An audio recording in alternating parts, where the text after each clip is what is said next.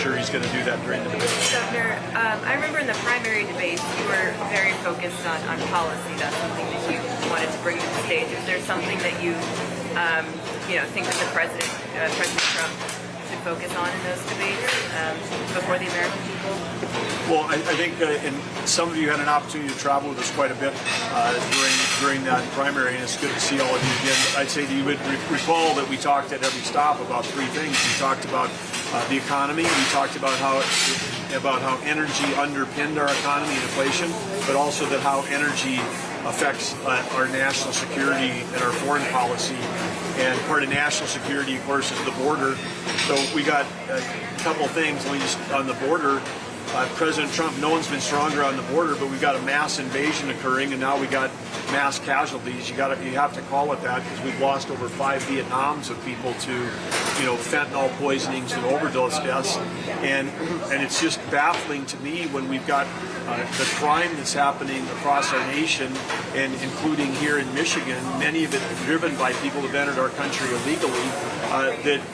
This is no longer a Republican issue. That kind of crime and that kind of population coming into our country illegally affects every independent, Democrat, Republican. It's going to be a huge factor. And in a state like Michigan, where there's been over 3,000 of these overdose deaths here. I mean, I think when we travel, Catherine and I, we meet people regularly that have lost a family member, or they know someone who's lost a family member. And again, that's not Republican versus Democrat. That's affecting everybody. Fentanyl doesn't know what party you're in.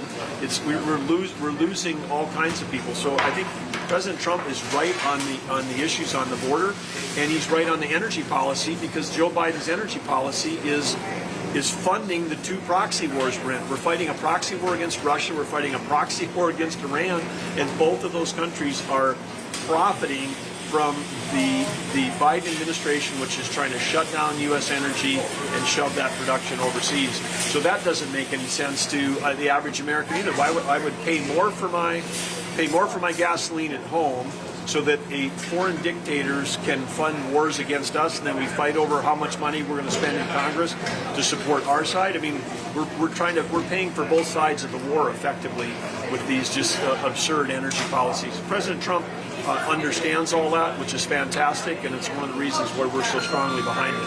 Last question. What would you say are the top economic concerns of this area that you've learned so far?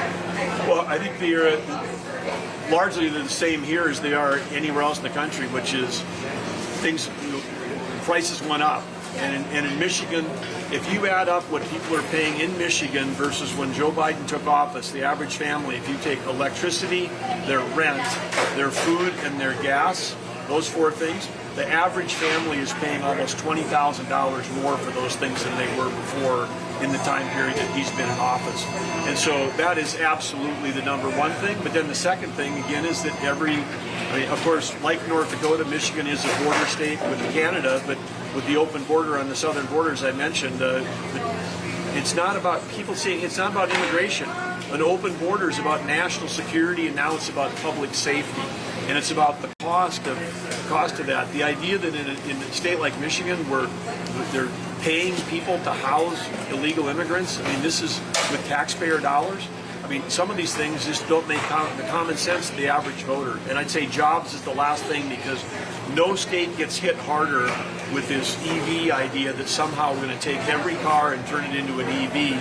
No state gets harder in terms of lost jobs. And I think you're going to see across the country, there might be union leaders that are still supporting Joe Biden, but union workers are going to be supporting Donald Trump.